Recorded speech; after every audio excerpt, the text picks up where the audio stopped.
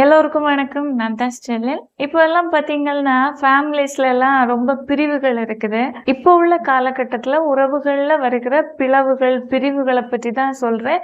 இதுக்கு முக்கிய காரணமா இருக்கிறது நார்சிசம்னு சொல்லுவாங்க. அதாவது ஒருத்தர பத்தி மட்டுமே யோசிக்கிறவங்களா இருப்பாங்க. கூட இருக்கிறவங்கள வச்சு கவலைப்படாத ஒருத்தங்களா இருப்பாங்க.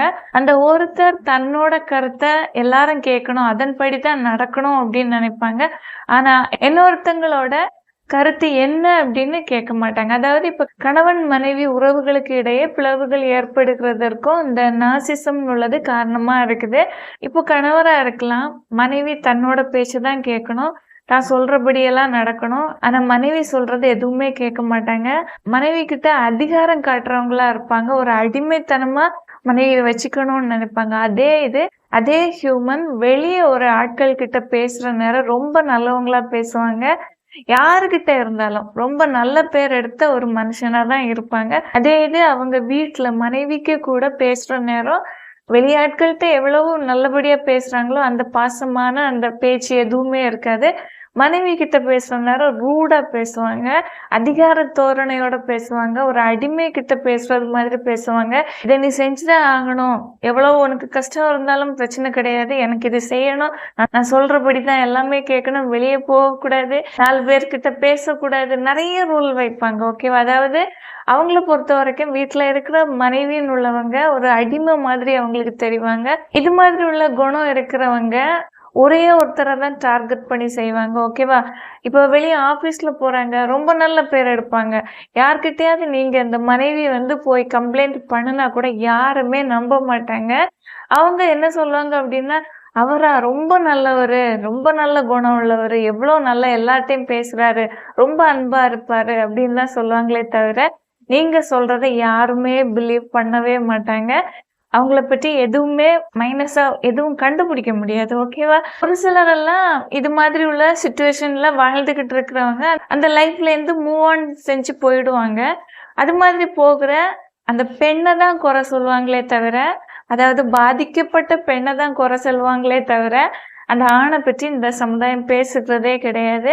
பொண்ணுக்கு வேற யாரு கூடயோ தொடர்பு இருக்குது, அதனாலதான் அந்த நல்ல ஒரு பையனை விட்டுக்கிட்டு போறாங்க அப்படி சொல்லுவாங்க. வேற நிறைய ரீசன்ஸ். ஓகேவா? காமனா இந்த ரீசன் சொல்லுவாங்க. அதனால நான் இதை சொன்னேன். அதாவது அவங்கள கெட்டவங்க, அவங்க தப்பு பண்றாங்க, நம்மள்ட்ட இது மாதிரி பிஹேவ் பண்றாங்க அப்படின்னு ப்ரூஃப் பண்ணவே முடியாது.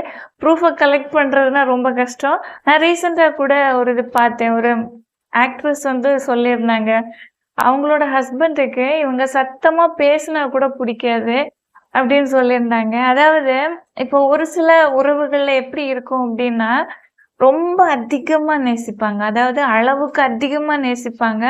அவங்க அடிமைத்தனமா நடத்துறாங்களான்னு கூட அவங்களால கண்டுபிடிக்க முடியாது. அப்படி நடத்தினா கூட அது அன்பா தான் அவங்களுக்கு தெரியும். ஏன்னா அந்த அளவு பாசம், நேசம் எல்லாமே இருக்கும்.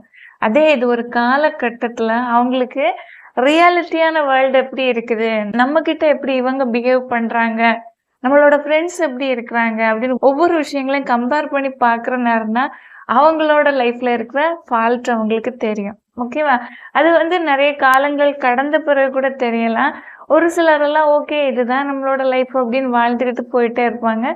ஒரு சிலர் அப்படி இல்லை, ஸ்டார்டிங்லேயே கண்டுபிடிச்சிருவாங்க இந்த லைஃப் நமக்கு நிம்மதியை கொடுக்காது, வாழ்றது ஒரே ஒரு லைஃப் தான், இந்த வாழ்க்கையிலையும் நிம்மதி இல்லைன்னா வாழ்றதுல அர்த்தமே இல்லை அப்படின்னு மூவ் ஆன் செஞ்சிருவாங்க.